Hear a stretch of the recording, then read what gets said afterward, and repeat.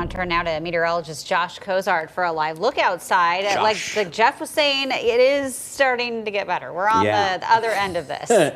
Finally, it's taken a while, but yes, we see the light at the end of the tunnel, and that kind of came with some of the sunshine that some of us got to experience earlier in the day as we are seeing some of those clouds break apart, but temperatures still slowly starting to climb above the freezing mark in many cases. So that's why we are seeing improvements, slow, but improvements nonetheless. As we take a live look across the area, just 1 degree shy of hitting 40 degrees out towards PDX as we see the view of Mount Hood there off in the distance. But the Columbia River Gorge out towards the Dalles, still seeing the snow-covered landscape. That will likely stick around as the cold Arctic air still remains just on the east side of the Cascades, as McMinnville also starting to warm up and seeing the melting trend. So as far as the road impacts go tonight, still seeing the improvements as temperatures this evening expecting to stay above the freezing mark. That means that the melting will continue even after sunset. By tomorrow morning, expecting to see mostly clear conditions. Again, some of the side streets might still have some lingering ice and snow,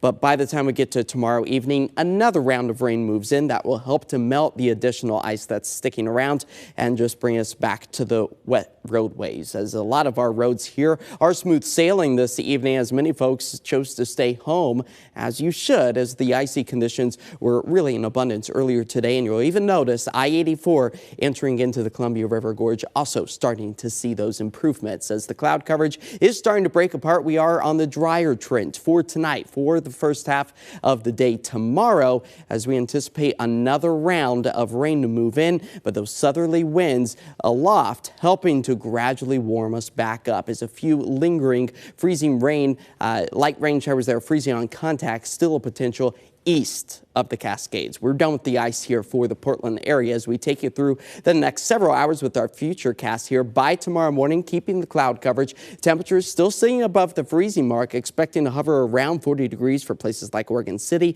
Hillsboro slightly on the cooler side at about 34 come sunrise or so, as we anticipate the next round of moisture to come in. It's going to be light in nature with maybe the chance for a little bit of freezing rain again, still east of Troutdale. That's going to be in the Columbia River Gorge. Portland just going to hold on to that rain potential as we move into the afternoon, evening hours. Southerly winds helping to warm us up as our temperatures climb into the low 40s. Persistent rain staying with us as we continue into the start of the day on Sunday, and those hit and miss rain showers taking us through the end of the weekend. So rain accumulation, that's where we could potentially near almost 3/4 of an inch to a full inch in some locations through the Willamette Valley, out along the coast nearing almost a full inch of rain.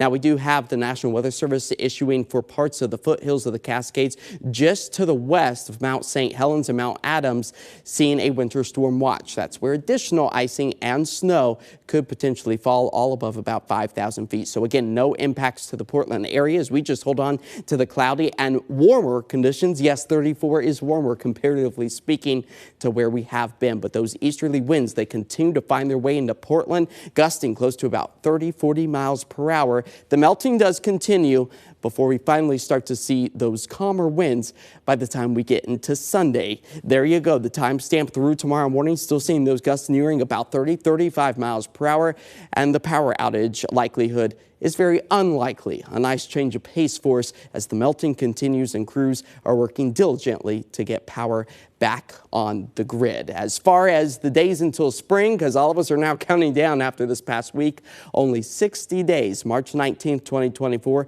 can't come soon enough after this Arctic blast, as our 7-day forecast does show a very soggy 7-day forecast. But look at those daytime highs, overnight lows, back to where they should be, if not even surpassing the average high of about 47 for this time of year, 51, 52, Tuesday, Wednesday. We don't even mind the rain when the temperatures are that nice and warm. I think people are going to be breaking out their shorts, their tank tops, enjoying. Jeff was just telling me that he's going to be out there in the streets. In a tank top. I'm sure. Top.